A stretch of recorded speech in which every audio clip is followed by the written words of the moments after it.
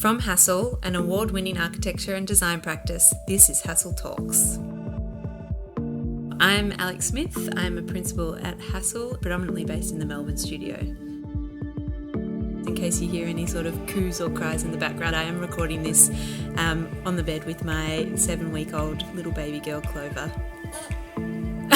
Right on cue!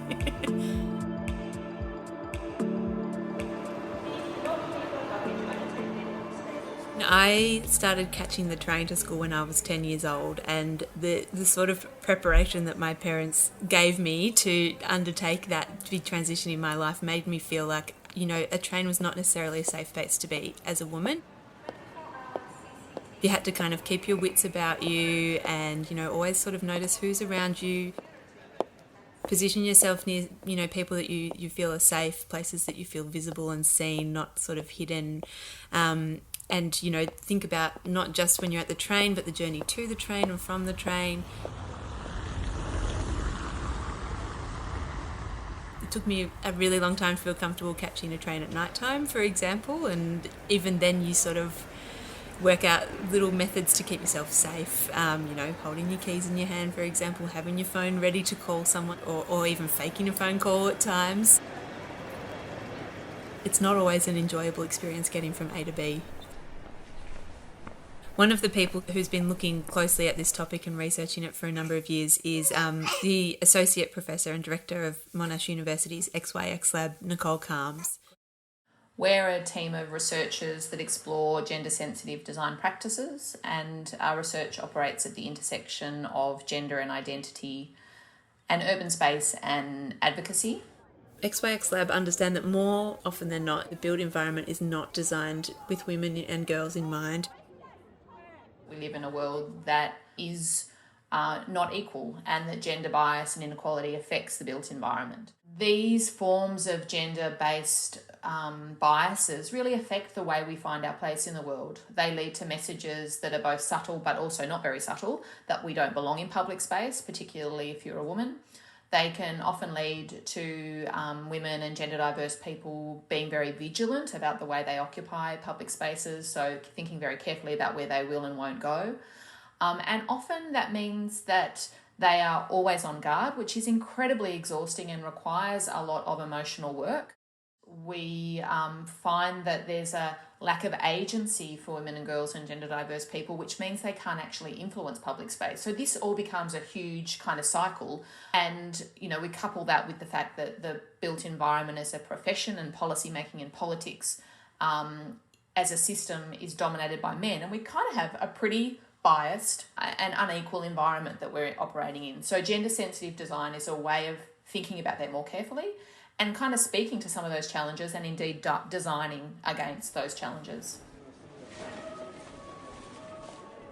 HASSELL partnered with XYX Lab, and we undertook a research piece together to look at the perceptions of safety for women and girls in the rail space, particularly at suburban rail stations, and how women and girls may change their behaviour around these spaces depending on how they're designed. The importance of this research lies in the fact that women and gender diverse people are limited in their capacity to participate in public life and in their working lives and to access health and well-being, all of these things. It's much bigger than just kind of thinking we need to deploy gender-sensitive design. The capacity for it to impact other things is huge. So if we both locally and nationally and internationally start to detail the processes for this kind of change, then what that really looks like is making sure that we include the people who we hope will presumably benefit from the work that we do in the design process. It's been a really helpful piece of research to refer to in our design review process. For example, you know, when we're looking at a variety of different options for materiality, for example, you know, thinking about which one of those may be more uplifting or may make people feel safe, and you know, it's a very qualitative thing, but it helps sort of provide a backdrop for that discussion. Another really helpful thing is talking about wayfinding, view lines, passive surveillance, and how we can shape spaces and move the different masses of of the built form to enable clearer sightlines and sort of places of refuge for women and girls as well. So some of the recurring themes that we're identifying in the research that we do, particularly around public transport spaces and public space more broadly, it's around visibility and wayfinding, it's around the ways that we surveil spaces with both kind of people in terms of protective services officers, but also CCTV, which is a kind of digital form of surveillance.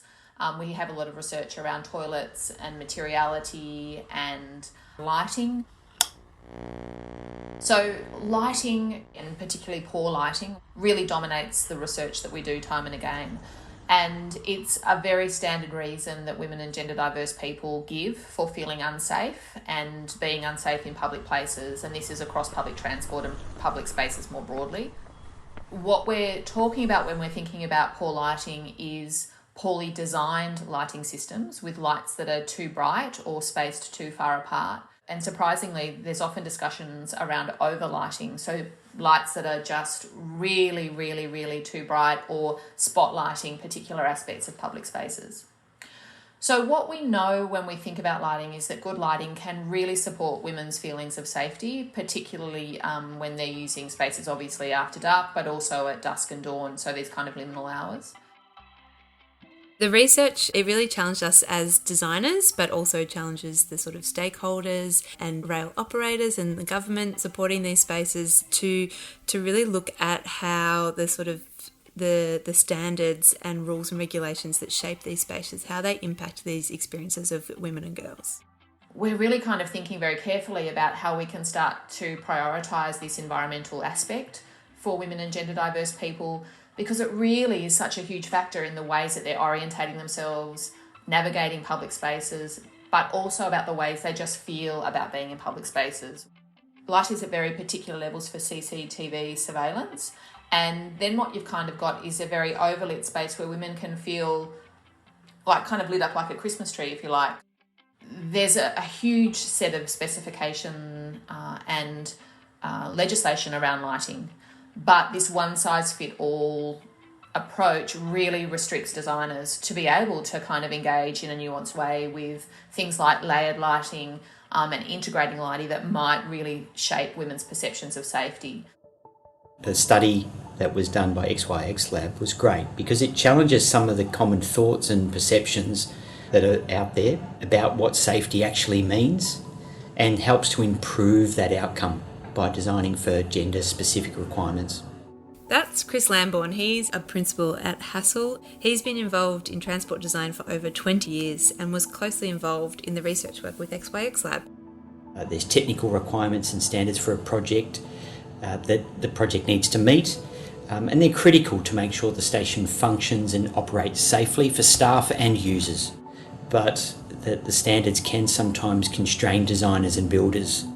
So currently there is a body in the built environment industry that does provide guidance and standards when it comes to crime prevention through environmental design, which is it's known as CEPTED, and it's the current industry standard for understanding safety in the built environment. It's really the only safety standard that is used and applied internationally by architects and urban planners and designers. So it shapes a lot of public design briefs across public space and public transport and the processes that are involved with thinking about safety. The project can often aim to just meet the standard rather than providing the best outcome for the project. Projects often get it right, but it doesn't mean that we can't improve on it. What we have uncovered is that often when architects and urban planners and designers engage with CEPTED, they think they're engaging with all aspects of kind of making people feel safe and keeping places safe.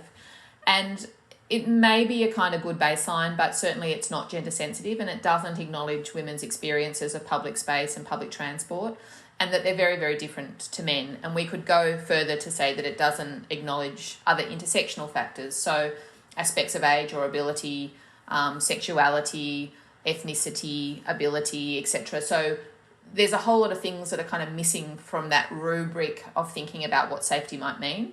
We're really interested in thinking about what's missing from that prescriptive approach and how it limits design responses, which again is what we're uncovering, is that the limitations of CEPTED are not necessarily internally driven from architects and designers. They're actually applied to the project and they're forced to work within those limitations.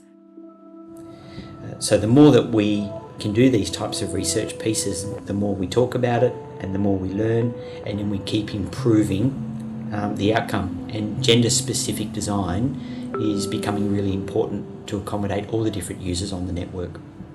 The kind of patterns of movement have changed, that we're moving away from, in Melbourne, for example, a sort of centralised business district. There's people moving all the way across the city. So all of the rail spaces and transport spaces are really important. We can't just rely on the really heavily used ones to be well designed.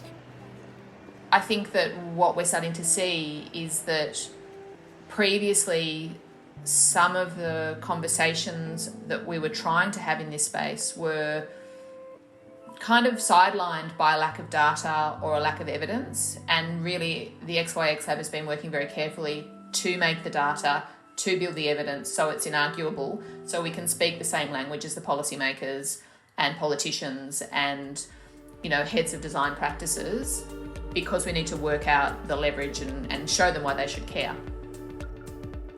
The ultimate aim is to influence government and the policymakers, the people who write the standards.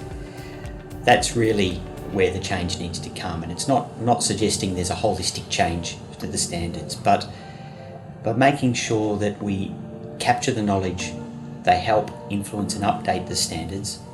It's really important that mindset then translates to encouraging stakeholder groups to come to a design situation with an open mind.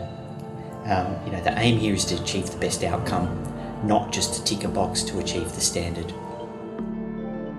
One of the driving factors is this climate emergency. We really want to encourage people to use more sustainable modes of transport, and it's really important now because there is currently a great government investment into more sustainable modes of transport. So it's a really important point in time to capture all of these things as we're designing the next sort of legacy of rail space and public transport space. We're not the only ones talking about this. Clients, governments and stakeholders, the appetite and the interest for creating inclusive spaces is really strong. Women and girls make up half of our population. We want people to be using less cars, using public transport more to get around. We want to limit vehicular traffic. We want to limit the use of reliance on gas and petrol and oil. And so it's really, really important that we make these spaces really wonderful, joyful places for everyone to use.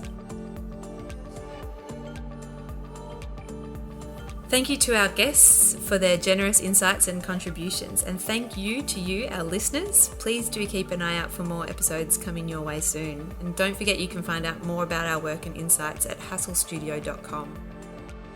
This episode was produced by Prue Vincent, Julia Marnie and Annie Skipettis.